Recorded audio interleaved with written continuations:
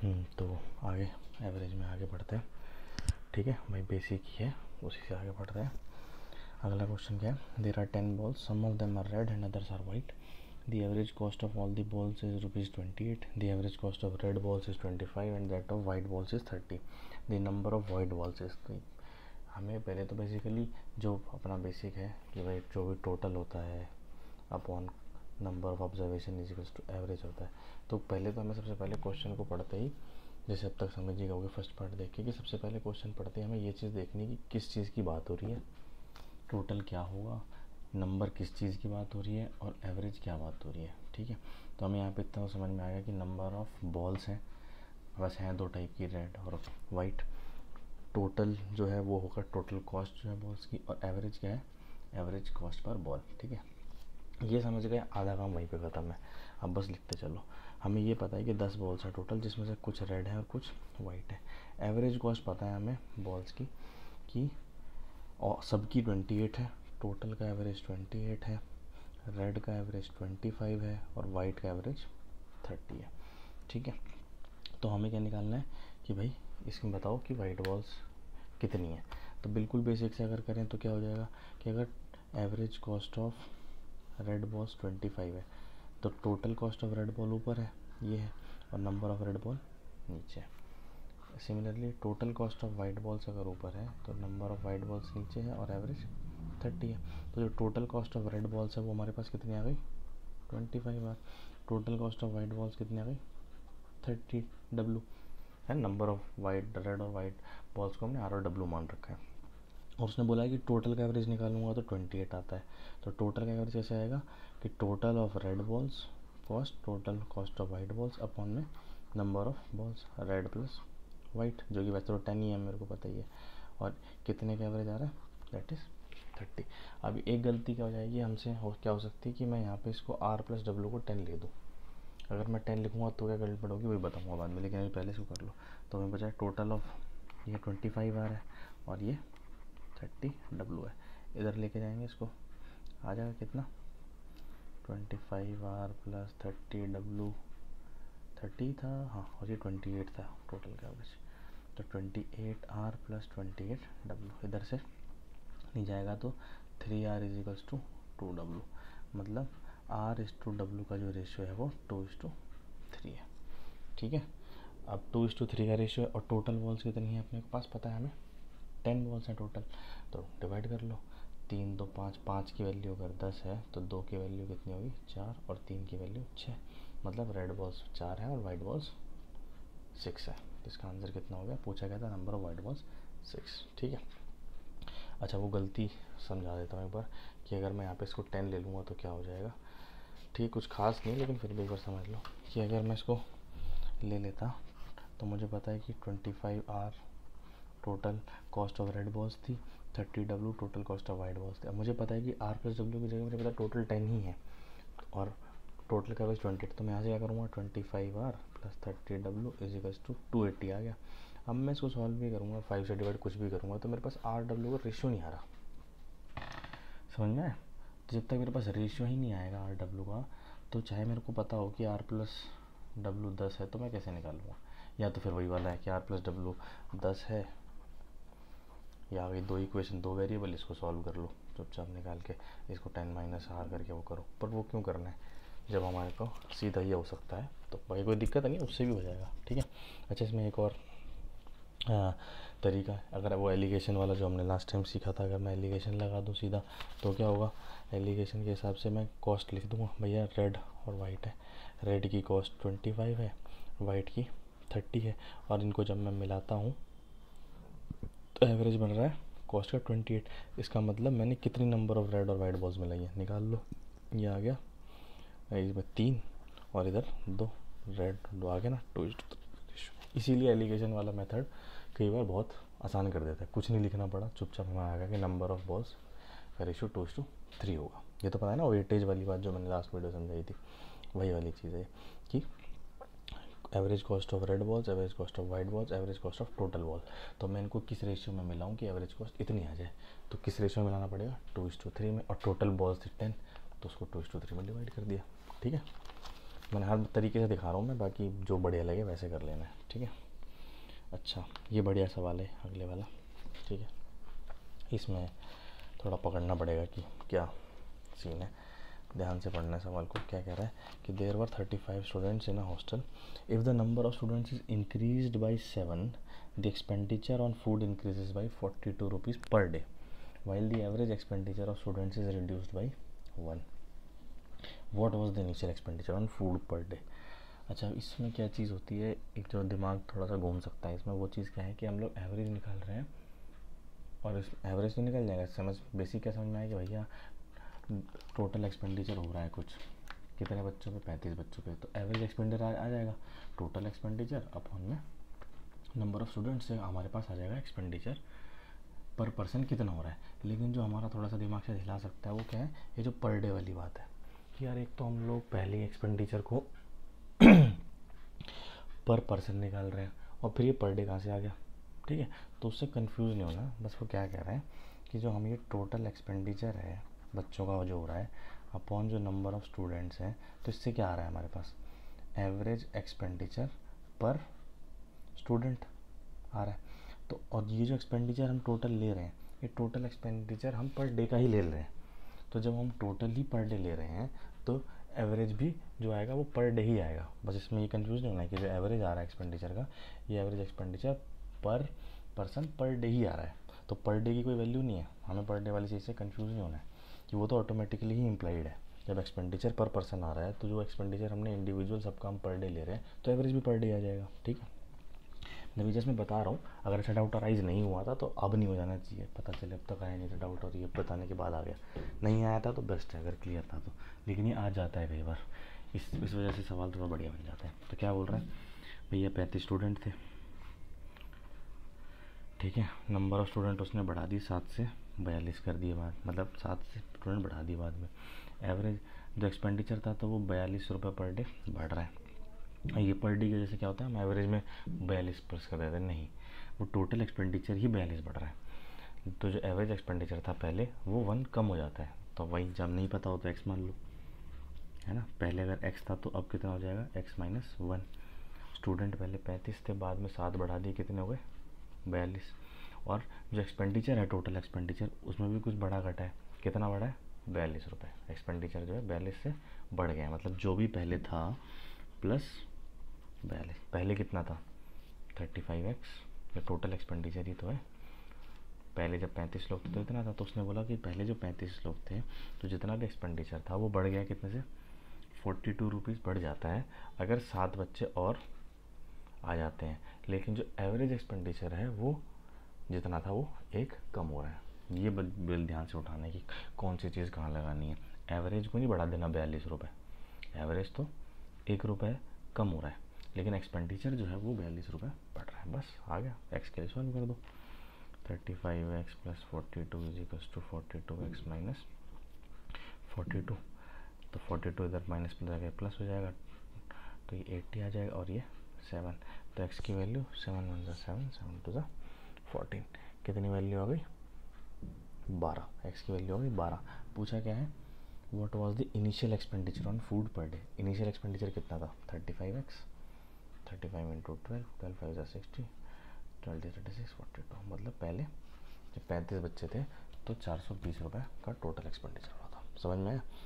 तो बहुत इंपॉर्टेंट है, 2 चीज़ें सबसे इम्पॉर्टेंट कि जो एवरेज है पहले ये चीज़ कि किसका हो रहा है, और फिर जो दिया हुआ है उसको सही तरीके से पुट करके निकाल देना है, ठीक है। ये समझ में आ रहा होगा कि टोटल को हम ऐसे ऐसे लिख देते हैं सीधा प्लस करके, ठीक है। चलो आगे बढ़ते हैं। अच्छा, इसमें क्या है, ये भी अच्छा है सवाल, बस पकड़नी वही वाली बात है, total upon number of observation is equals to में एवरेज जो आया है वो किस चीज़ का है।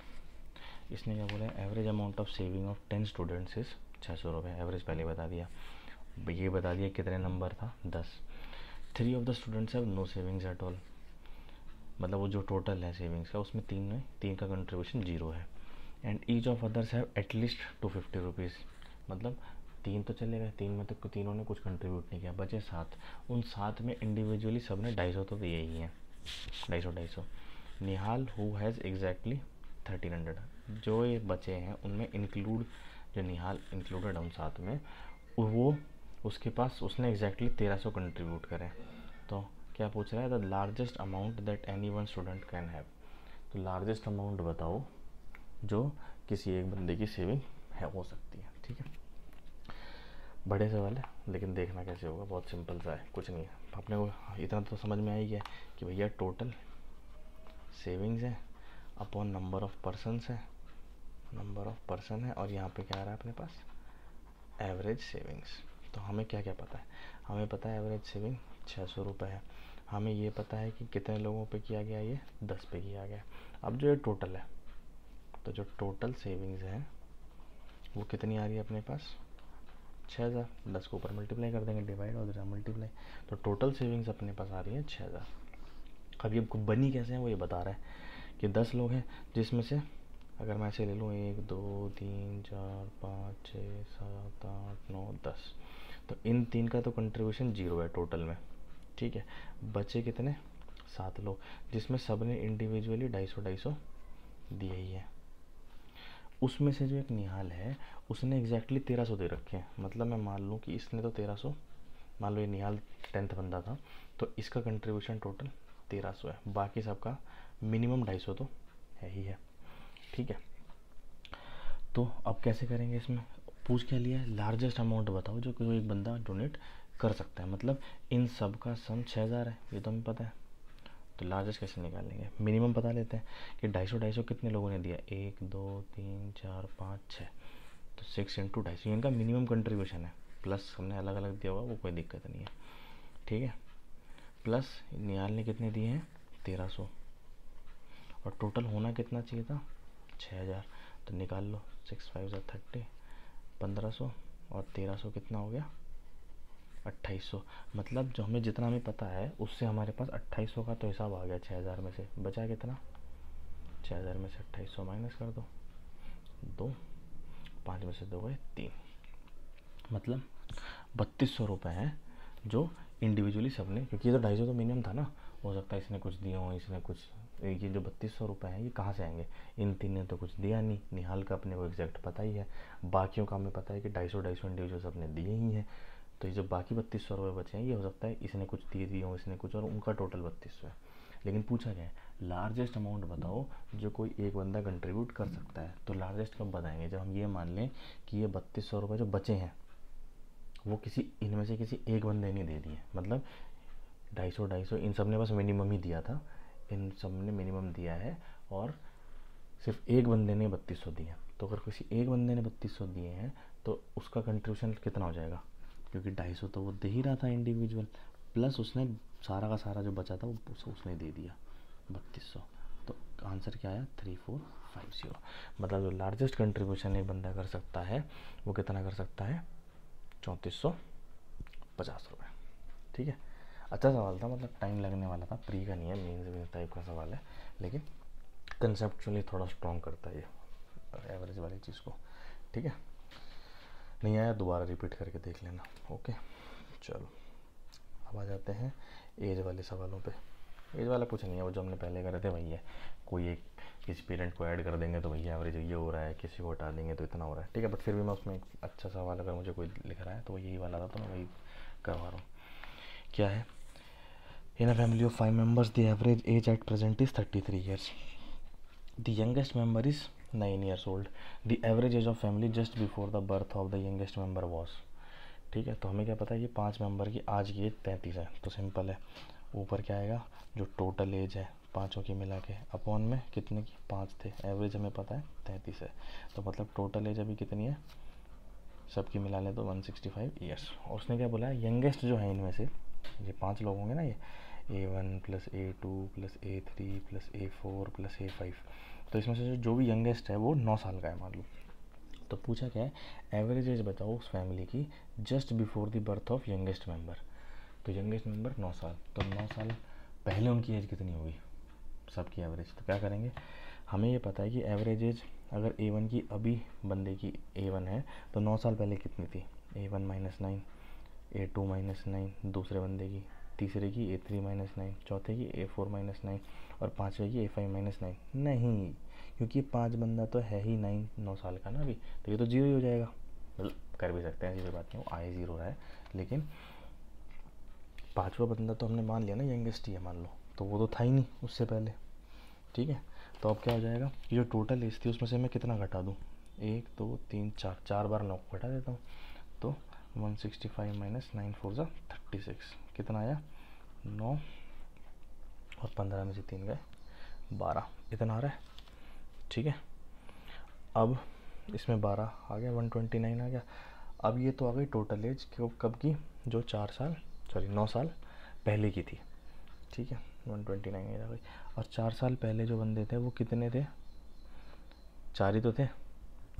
ठीक है, ठीक है, कितने थे, हाँ इसमें एक गलती हमने क्या कर दी अभी, कि जो ये 9 था, ये हमने टोटल ये जो 165 था, ये A1 plus A2 plus A3 plus A4 plus A5 था ना, तो हमें जो 9 साल पहले कितनी होंगी, सॉरी 4 नहीं 5 बार माइनस होंगे, 9 5 45, क्योंकि ये पूरा ये 9 भी तो पूरा का पूरा उड़ ही रहा है ना, मतलब ये वैसे 0 है, कंट्रीब्यूशन कुछ नहीं कर रहा है, लेकिन जो टोटल में हमने जब 165 लिया था उसमें तो 5 इंक्लूडेड था ना, तो 9 और घटेगा ना, तो ये 45 होगा, तो ये कितना जाएगा 120। तो अब टोटल एज है कितनी है 120, कितने लोगों की, 4, 5 नहीं 4 की, क्योंकि 4 ही बचे ना, ये तो बंदा था ही नहीं उस time, just before the birth है ना, तो एवरेज एज कितनी आ गई 30 साल। समझ में आया कि जो 9 साल पहले की बात है, तो इंडिविजुअल सबकी में से 9 9 9 9 घटा दो। ठीक है, और टोटल हमारे पास जितना था उसमें से मैंने 5 बार 9 घटा दिया, सिंपल। लेकिन ये एक बात ध्यान रखनी है कि बिफोर दी बर्थ है, तो अगर आप 5 आज के टाइम पे 5 मेंबर है, तो उस टाइम 4 ही थे, 5 से मत डिवाइड कर देना इसको, क्योंकि उस टाइम तो वो था ही नहीं ना बंदा। 5 डिवाइड करेंगे तो कितना आएगा, 5 2 10, 5 24 आएगा, और ऑप्शन में पक्का 124 दे रखा होगा। ठीक है, ये ध्यान रखना है। ठीक है, कि एज जब माइनस या प्लस करें तो कहीं बंदा भी तो माइनस प्लस नहीं हो रहा है, क्योंकि बंदा ही माइनस प्लस हो गया तो नीचे का जो एवरेज है वो भी तो घट जाएगा ना, ये 5 और 4 वाली बात। ठीक है, चलो नेक्स्ट सवाल करते हैं। नेक्स्ट सवाल क्या कह रहा है, अच्छा ये क्रिकेट वाले भी कुछ सवाल होते हैं एवरेज वाले।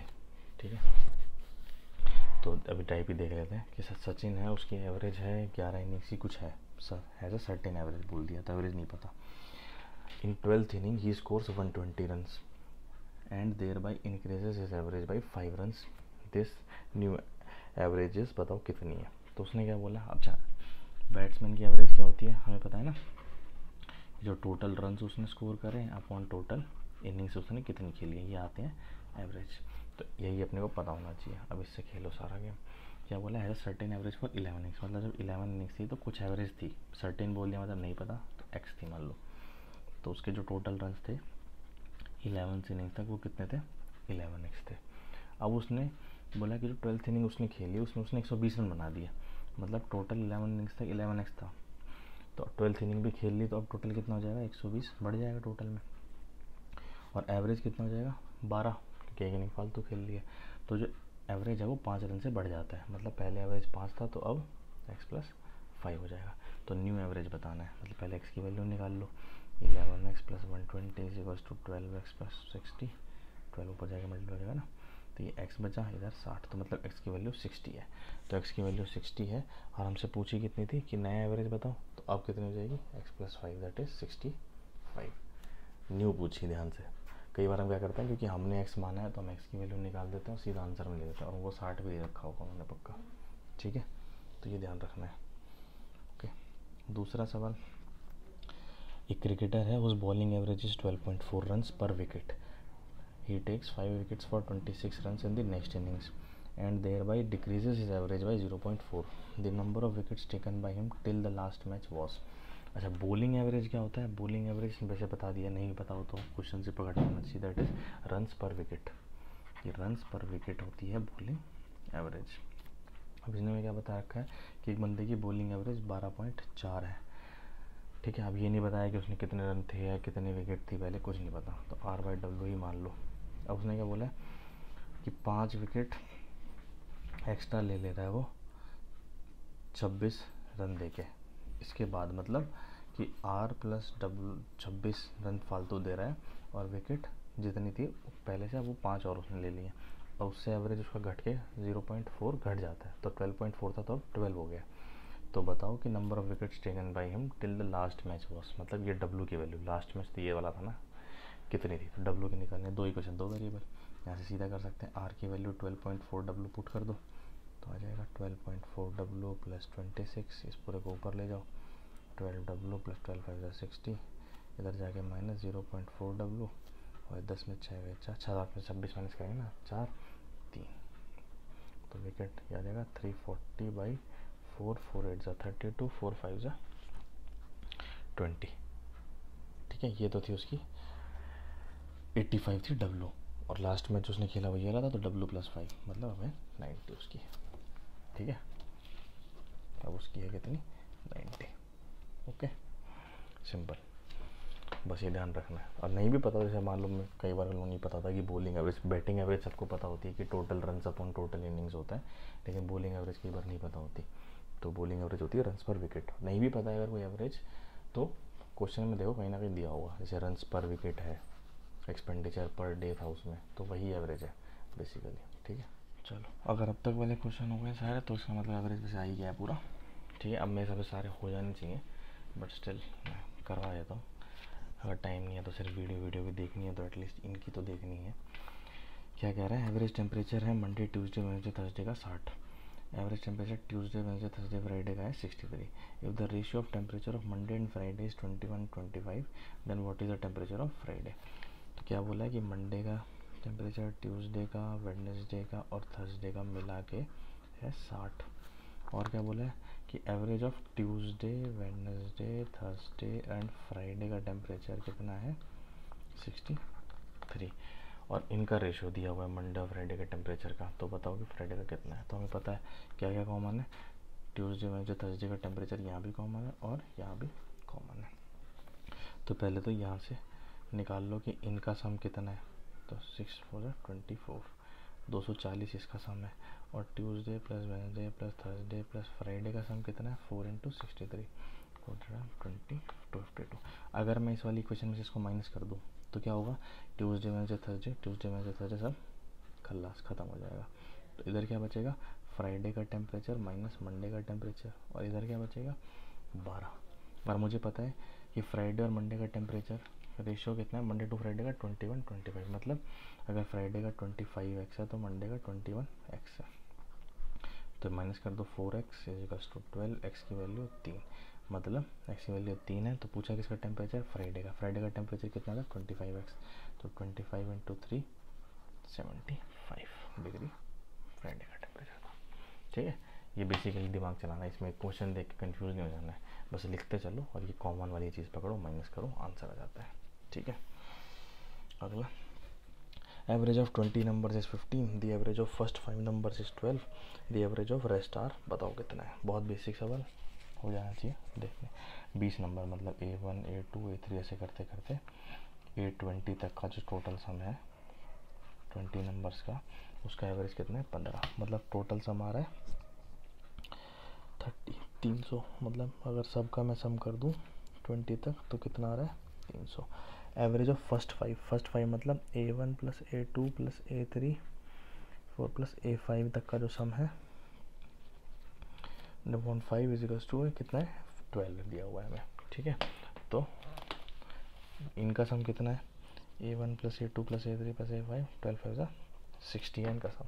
अब मुझे क्या ध्यान रखना है कि ये जो टोटल सम था A1 A2 A3 plus A5 फिर A6 6 7 ऐसे 20 तक, तो इसमें ये इंक्लूडेड है। तो इसका मतलब इनका सम तो मुझे पता है 60 है, तो बाकियों का एवरेज पूछा है, तो बाकी मतलब A6 से लेके A20 वो पता है मुझे 300 है। ये इनका सम मैंने लिख लिया यहाँ से उठा के 60, और बाकी का यहाँ है, तो कितना मिल जाएगा A6 प्लस से लेके A20 तक प्लस करूँगा तो 240, और है कितनी ये 15 ही तो है।